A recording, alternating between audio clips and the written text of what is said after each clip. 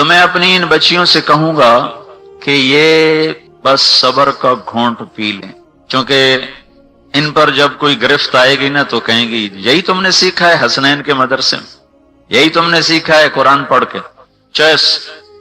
99% کیا 99.99% ساس مجرم ہے آج کے معاشرے، ساس مجرم ہے۔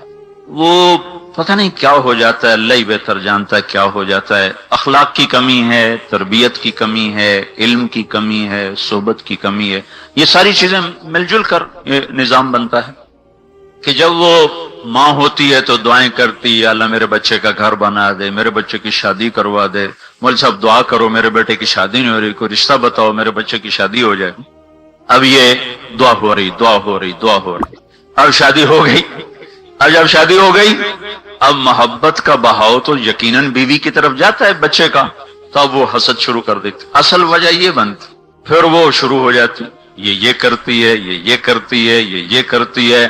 اب اپنے بیٹے کو ابھارتی رہتی ہے، ابھارتی رہتی، ابھارتی رہتی، اس کی رائی کو پہاڑ بناتی رہتی، پہاڑ بناتی۔ پھر دونوں جب آپس میں گتھم گتھا ہوتے ہیں، پھر آپ بیٹھ کے تسبیح پڑھنا شروع کر۔ یہ آج سارے گھروں میں ہو رہا ہے۔ خامن نے بیوی کے سر کے بال پکڑے ہوتے ہیں اور اماں بیا کی تسبیح پڑھتی، سبحان اللہ سبحان اللہ سبحان اللہ۔ تو سبحان اللہ سے بہتر تھا اس کے عیب نہ اچھالتی، چپ رہتی۔ تو یہ آج معاشرے کے 100% گھروں کی کہانی، یہ ہر گھر کی سیاہ داستان ہے۔ کوئی لاکھوں میں ایک گھر نظر آتا ہے جہاں ساس ماں بن کے رہتی۔ ہماری ایک بہن ہے، شاید میرے تائی کی بیٹی، میرا تائی اور باپ دو، تائی میرے بڑے تھے اور باپ چھوٹے تھے، تو پھوپھی تو ہماری بے اولاد ہی چلی گئی۔ تو وہ بہت نا دھڑلے والی عورت، وہ مردوں کو بھی آگے لگا کے رکھتی۔ تو جب اس کے بیٹے کی شادی ہوئی نا تو سارے کہتے تھے بھائی اللہ ہن خیر کرے دی، نو ہم دی بھائی اللہ ہی خیر کرے۔ سارے نے اس کو نا رحم بھری نظروں سے دیکھتے تھے، ہن اے جڑی نا اے ہن طلت مائی دی نو بڑھنی بھائی اللہ ہی خیر کرے۔ اس حیرت کی بات، حیرت کی بات، حیرت کی بات، اس نے ساس کے روپ میں وہ ماں بن کے دکھایا کہ وہ بچی اپنی ماں کو ہی بھول گئی۔ یعنی بالکل، آخر ہماری بہن ہے، ہمارے تو وہ ماں ہے، چونکہ 60 برس سے اوپر اس کی عمر ہے اب، تو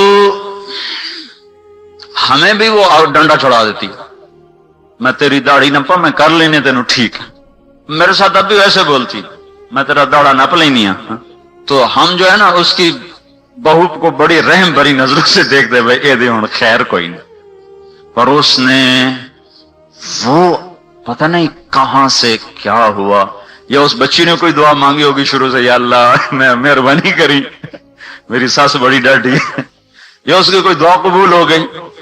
آج تک کبھی شکایت نہیں آئی کہ ہماری اس بہن نے اپنی بہو کو کوئی ڈانٹا ہو، یا اس کو کوئی تانا دیا ہو، یا اس خامند کو اس کے خلاف ابھارا ہو، یا اس کو تیلی لگائی ہو۔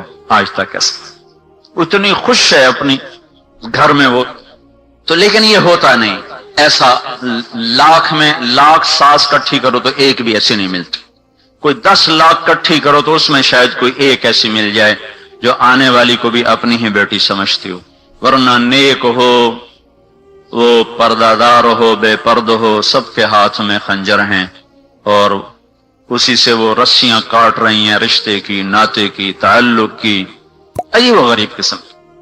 تو اس لیے میں ان بچیوں کو یہ نصیحت کرتا ہوں کہ چپ رہنا سیکھ لیں، چپ رہنا سیکھ لیں۔ سسرال والے ہمیشہ اچھالتے ہی ہیں، کبھی سسر بولے گا، کبھی نند بولے گی، کبھی دیور بولے گا، کبھی ساس بولے گی، تو بس تمہارا جواب کیا ہو، وَاصْبِرْ وَمَا صَبْرُكَ إِلَّا بِاللَّهِ۔ تم نے اپنے قرآن پہ حرف نہیں آنے دینا، تمہاری وجہ سے قرآن بدنام ہوتا۔ ہم جب رائمنڈ سے گئے تھے سائیوال دورہ حدیث کرنے، تو ہمارے استاد صاحب نے ہمیں فرمایا تھا تمہاری خطا پر یہ نہیں کہا جائے گا طارق جمیل نے یہ کیا، تمہاری خطا پر کہا جائے گا رائمنڈ والوں نے یہ کیا۔ تو تم اس نسبت کو نا بدنام نہ ہونے دینا، اس کو نام نہیں دے سکتے ہو تو بدنام بھی نہ ہونے دینا، کہ لوگ ظرف کے لحاظ سے انتہائی چھوٹے ہو چکے تو وہ ایک دم نسبتوں کو کوسنا شروع کر دیتے۔ تم اس نسبت کو بچا لیں، تمہیں یہ نہ کوئی کہے کہ یہی سیکھا تھا تم نے قرآن پڑھ کے، قرآن نہ بدنام ہو جائے۔ تو آج لوگوں میں ظرف ہے کوئی نہیں، وہ ایک دم ایک دم پیچھے پہنچ جائیں گے. اچھا یہ قرآن پڑھیا تو یہی تبلیغ تو انہوں سبق دیتا ہے, چاہے سارا جرم اپنا ہوگا. میں بتا رہا ہوں 99.99% ساس اور سسر یہ قصوروار ہوتے, 1% لڑکیوں کا بھی قصور ہوتا, کہیں لڑکیوں کا بھی ہوتا. لیکن اب 50 سال عمر ہو گئی اور گھروں میں رہتے ہو گئی, یہی دیکھا ہے کہ قصوروار سسرال والے ہوتے. وہ حدود شریعت کو سمجھتے نہیں, دخل اندازی کرتے ہیں, پھر اپنے گھر کو آگ لگا کے بیٹھ جاتے.